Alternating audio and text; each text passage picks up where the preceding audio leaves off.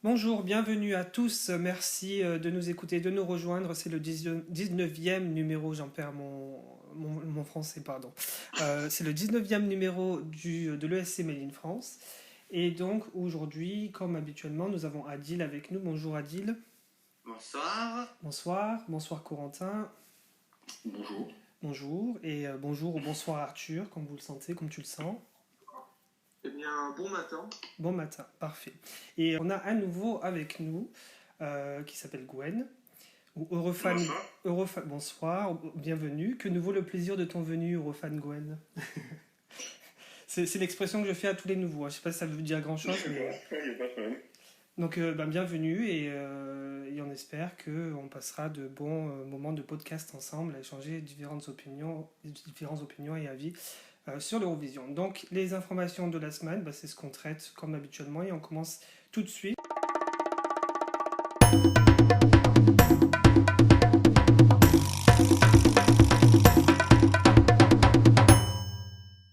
La première info qui nous est tombée, c'était lundi. Concernant la Belgique, une info surprise, c'est que Hooverphonic ne reviendra pas tel qu'il était composé pour 2020. En effet, la chanteuse Luca a été remplacée donc, par l'ancienne. je sais plus, il faut toujours... Ah, c'est Geik, voilà, elle s'appelle Geik. Là-dessus, il y a Corentin qui va nous dire quelque chose. Corentin. Ouais, je te jure, ces petits jeunes qui se font remplacer par des vieilles, hein, franchement, ça arrive trop souvent. Ils sont inspirés de Macron. Ouais, c'est ça. C'est la mode. Non, j'allais dire, j'étais un peu déçu pour Luca. Je vais dire Luca parce que je sais pas comment ça se prononce. Parce que je l'aimais bien sa voix. C'est tellement pas courant pour un prénom de fille que c'est perturbant déjà de base. Oui, c'est pas le premier langage qui. Mais oui, effectivement, très juste. Et donc tu disais, pardon, je t'ai coupé. Donc, oui, en plus, franchement, je sais plus ce que je disais. Désolé. Je disais, je suis déçu, voilà, parce que ce que je dis tout le temps, je suis déçu. Je disais, c'est dommage qu'elle ait été sélectionnée en 2020, puis finalement en 2021 elle ne revienne pas. Qu'au début il y avait un peu de suspense, genre est-ce qu'elle s'était fait têche, est-ce que c'est elle qui a voulu partir, c'était un peu délicat. Et en fait, on n'a toujours pas eu l'info, non? On ne sait pas ce qui s'est passé en gros. Ouais, d'après ce que je comprends, c'est elle qui est partie, qui a dit il était temps que je vole de mes propres ailes, machin. Bon, visiblement ça a l'air clean. D'accord. Et d'un autre côté, je suis super hypé de voir Geike oui. de revenir, parce que c'était la chanteuse sur Mad About You. Oui, ouais. Forcément, c'est la chanteuse historique, entre guillemets. Mes espoirs et mes espérances jusqu'à la lune, et c'est pas bien, mais j'ai beaucoup d'espoir pour leur chanson l'an prochain. Adil, tu voulais dire quelque chose là-dessus aussi? Bon, après, effectivement, c'est un peu dommage que... Comment il s'appelle? Lucas, c'est celle qui part. Voilà, non, en fait, je sais, mais je cherchais le nom. Ah. C'est que Luca Kreuzberg, c'est un peu dommage qu'elle part. Après, j'avais beaucoup aimé Romantic, qui aurait été peut-être un meilleur choix que Release Me. Et c'est vrai qu'effectivement, Geike Anaret, c'est celui qui faisait Merde, j'arrive pas à prononcer, ça faisait le plus gros tube du groupe. C'est ce qu'il disait. Mad About You. Hein. Voilà. Et dédicace à Andrew Léo sur Twitter, qui je sais qu'il va être ultra hypé pour la chanson de 2021. En tout cas, c'est sûr, le groupe veut revenir, retour aux sources. Très bien. Donc voilà ce qu'on peut dire en gros pour la Belgique. On n'a toujours pas eu de date en ce qui concerne la sortie de la chanson. Mais c'est très... Alors moi je suis perturbé parce que même en pensant à la chanson, ils nous avaient sorti depuis plusieurs semaines, je crois qu'ils avaient planché sur une vingtaine de chansons. Et ça me perturbe cette histoire parce que ça tombe comme un cheveu sur la soupe, comme on dirait en fait. Mais peut-être que le plan était prévu depuis un moment et que là ils étaient arrivés à un stade où ils se sont dit il faudrait peut-être qu'on prévienne les gens que ce ne sera pas elle qu'on aura à l'Eurovision. Enfin voilà, on aura plus d'infos j'imagine dans les semaines qui viennent concernant la Belgique. Deuxième info qui concerne le senior, et donc là on va plus se pencher vers les sélections nationales, on va commencer par la Suède. Donc oui, la sélection suédoise qui du coup se débarrasse de la règle qui s'était fixée pour l'avenir d'avoir au moins une femme dans l'équipe d'auteurs-compositeurs des différentes chansons en compétition. Est-ce que toi qui suis peut-être plus que nous, le reste d'entre nous, Corentin, le Melfest, est-ce que tu aurais un mot à dire là-dessus? Bah non, on en parlait avec Arthur avant le début du podcast, je me suis dit que je vais pas réagir là-dessus parce que je ferais que répéter ce que j'ai dit il y a un mois et demi, Mhm. ce serait dommage. Et donc finalement, Souvent. c'est une bonne chose parce que pour le coup, limite, ça aurait penché vers enfin, la malhonnêteté, comme tu disais, d'avoir des équipes qui rajouteraient juste le nom pour faire bonne figure, quoi. Ouais, ça évitera la malhonnêteté. Après, j'étais assez neutre sur cette mesure. Je pense que c'était ni une bonne ni une mauvaise idée. Bon, ça faisait très déco et très. Mais tu vois, au final, je me répète, c'est malin. Très Très cosmétique. déco, très politiquement correct de la part de la SVT. C'est un peu dommage. Ok. Ça ne fait ni chaud ni froid qu'au final, ça soit pas mis en place. On a une plus grosse info concernant les sélections nationales de 2021 qui nous est tombée cette semaine. C'est évidemment l'annonce des artistes et des chansons qui seront en compétition dans l'Estilol 2021, donc pour l'Estonie. Et donc parmi cette liste de noms, on a plusieurs retours évidemment qui ont fait la compétition les années passées mais sans avoir gagné, et des retours de personnes qui eux ont véritablement représenté l'Estonie par le passé à l'Eurovision. On pense notamment à Tania qui l'avait fait en 2014 sans s'être qualifiée. On a Koit Tom qui l'avait fait en 98 et en 2017. Et on a aussi le retour du jury Potsman qui avait représenté l'Estonie en 2016. J'espère que je n'oublie personne pour ceux qui l'avaient déjà fait. Enfin, et que c'était Okusumiste. Hein. Oui, voilà, qui aurait dû le faire évidemment en 2021. Alors là, petite information intéressante avant que je fasse le tour de table, c'est qu'il a été aussi annoncé en fin de semaine là, que la chanson de Okusuviste, ils avaient l'intention de le choisir dans tous les cas comment dire, par le fait qu'il devait représenter l'Estonie. Et là, en fait, ils ont précisé apparemment que c'était même pas par rapport à ça, mais c'était vraiment par mérite qu'il a eu sa place et que la chanson méritait vraiment d'être parmi les 24. Donc, ils savent encore une fois travailler la hype, comme on dit. Et là-dessus, donc plusieurs personnes voulaient dire un mot. On va commencer par Adil. Oui, tu veux dire quelque chose, toi? Non, en fait, c'est que les skills, en général, ça peut passer. Mais en fait, c'est surtout les hype des retours des artistes qui m'intéressent. Hein. Surtout au coup, parce qu'en vrai, il peut faire mieux en réalité. Genre, tout le monde tankait What Love Is, alors qu'en fait, cette version avec Alexandre Rybak, ça aurait été mieux. Hein. Est-ce qu'on peut faire pire dans tous les cas? Et puis justement, il y a une cover qu'il avait fait en 2015 de Blackbird de Paul McCartney. Et il se fait attaquer le pauvre sur ça. Putain, j'ai tellement envie de faire un montage dégueulasse. Arthur, tu vas faire le remplaçant d'Alex là-dessus, j'imagine, et tu vas nous... Parce qu'il a laissé un petit mot, il voulait partager quelque chose. Allô? Oui. Qu'est-ce qui se passe? Alors effectivement, il nous a dit sur Twitter, donc il voulait laisser un message parce qu'il n'a pas pu être là ce soir à enregistrer avec nous.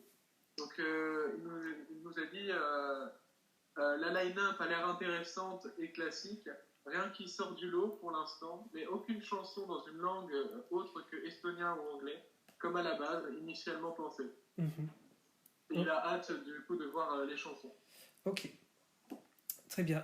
Gwen, tu voulais dire quelque chose, toi, sur la sélection estonienne? Bah, moi, ce qui m'importe le plus, c'est surtout de découvrir les chansons. Pour l'instant, on n'a pas encore les chansons. Après, celle que j'aurais peut-être la plus de curiosité, c'est surtout d'écouter celle de Tania. Ouais. C'est le titre qui t'inspire? Personnellement, je n'étais pas très fan de Kusuvitse l'année dernière. Ouais, je sais pas ce qu'en pensent peut-être les autres. Mais... Pareil, c'est pour ça que j'ai dit que ça pourrait pas être pire que l'an dernier, je pense. Mais Après, si on prend peut-être Joey Protsman et Koitume, j'étais pas très fan de leur chanson non plus. Ouais. Donc il y a des chances que ce soit mieux. Mais après, ils peuvent avoir une bonne chanson aussi. Hein. Et pour le coup, Tania, tu pars enfin, c'est le titre qui t'inspire ou qu'est-ce qui fait que tu... Bah, déjà, j'étais fan de Amazing. Ah, d'accord. J'aurais bien aimé la voir en finale en 2014. Maintenant, après, elle peut avoir une chanson dans le genre, mais je sais qu'elle avait fait la sélection, je crois que c'était l'année dernière ou il y a 2 ans, Ouais, elle avait pas une mauvaise chanson non plus, donc... oui, c'était celle où elle faisait partie d'un groupe. Une chanson qui peut être excellente. Ok, très bien. Ça marche. Donc, j'ai remarqué aussi qu'il y avait pas mal de retours de compositeurs. T'as, par exemple, Karl Killing qui est dans la compétition en tant que chanteur et qui a composé pas moins de 3 des chansons en compétition cette année. Et voilà, donc ce qu'on peut dire pour l'Estonie. Pour le moment, les chansons devraient sortir en première semaine de décembre. C'est ce qu'on nous avait dit déjà depuis la semaine dernière, donc on se languit tous d'avoir ça à portée de main pour pouvoir ensuite partager nos opinions. On va maintenant basculer vers le junior qui se rapproche à grands pas. Et donc le junior, c'est d'abord le télévote qui, comme les années précédentes, les 2-3 années précédentes, il me semble, sera ouvert quelques jours avant le concours. Et donc cette année, ce sera le 27. Gwen, tu voulais dire quelque chose aussi sur le télévote du junior cette année? Bah, pour moi, le problème du télévote du junior, c'est que je trouve qu'il n'est pas équitable. Enfin, je sais pas ce que les autres en pensent. Oui, on en a beaucoup parlé par le passé ici dans le podcast. Alors, je te laisse développer du coup. J'imagine que tu moi, ce qui me fait peur, surtout en général, c'est que j'ai peur que la Pologne remporte encore ce télévote une 3e fois d'affilée et qu'il remporte l'édition à cause de ça. Surtout vu ce qui s'est passé l'année dernière en Pologne. Oui, c'est un des sujets dont on avait traité, c'est que ça a tendance à transformer le concours plus en concours de fanbase qu'en concours vraiment où les gens vont voter pour... Surtout aussi avec les orphelins espagnols. Hein. Oui, parce que c'est vrai que l'année dernière, entre les Polonais, les Espagnols et les Français qui sont foutus un peu sur la gueule, si jamais dire... il paraît que cette année, c'était assez intense aussi sur Twitter, certaines choses qui sont passées, ouais. Donc bon, on verra ce que ça donne d'ici 2 semaines, hein, parce que là, c'est dans 2 semaines exactement, il me semble. Et enfin, donc l'autre info concernant le junior qu'on a eu cette semaine, c'est le CD officiel, donc qui est ressorti pour la première fois depuis des années. Je crois qu'ils refont un CD pour le junior. Donc la version CD c'est le 27, mais la version digitale est déjà dispo depuis le 13. Donc c'est sorti il y a 2 jours, vu que la chanson géorgienne est finalement sortie. Et donc on aura l'occasion d'en reparler très prochainement, vu qu'on doit faire la deuxième partie des podcasts, du podcast des opinions des chansons du junior. Arthur, tu voulais dire quelque chose concernant du coup le CD qui sort Oui, je voulais dire que j'étais très content qu'il y ait un CD, parce que personnellement, je fais partie de ces gens qui adorent avoir les choses en physique. Je déteste avoir les choses en digital, c'est-à-dire que je suis très frustré, par exemple, quand je regarde un film sur Netflix, de ne pas pouvoir le posséder en DVD. Et du coup, je suis très content qu'on ait un CD de l'Eurovision Junior. Physique is not dead. Hein. On espère que ça va pas, que ça ne va pas trop flopper et qu'ils continueront ça à l'avenir. Il y a une réflexion qui m'est venue là tout de suite, que j'ai pas eu avant quand j'ai appris la nouvelle. C'est est-ce que finalement, ce qui est curieux déjà avec le junior, c'est qu'ils n'en avaient pas fait depuis des années, c'est-à-dire je pense depuis au moins 5 ans.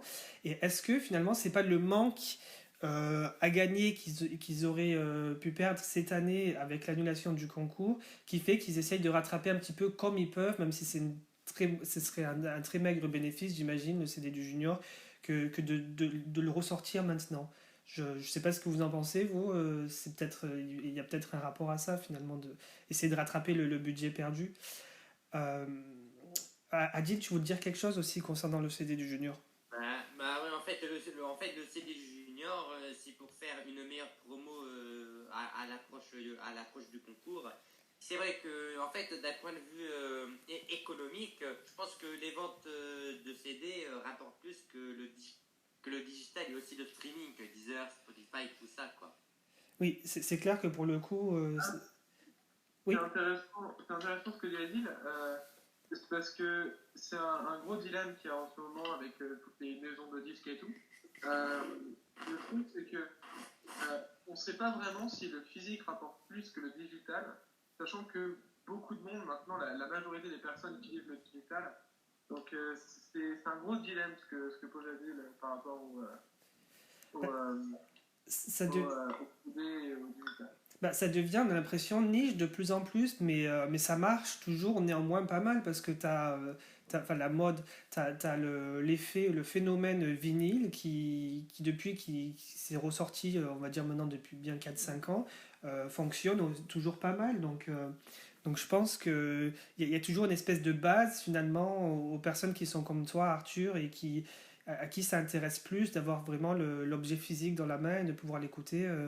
Voilà, sur un vieux poste ou sur un vieux lecteur de vinyle. Ouais. Donc on a fait le tour des infos de la semaine, ça a été assez rapide en fait. Donc voilà, le prochain numéro, ce sera plus d'infos qui devraient tomber, on espère. Donc en se rapprochant petit à petit de la fin d'année, et éventuellement les gens sur le bonnet, ça serait pas mal, je croise les doigts. Et la deuxième partie des podcasts pour les opinions des chansons du junior. Donc voilà. Merci les gars d'avoir encore été là avec moi cette semaine pour en parler. Merci de ta présence, Adil. Merci beaucoup. Merci Corentin. Mais avec plaisir. Merci Gwen. Merci beaucoup. Et merci Arthur. À très vite. De rien. Merci de nous avoir écoutés et puis à très vite du coup. Bye bye. Allez, à ciao. Bonne soirée.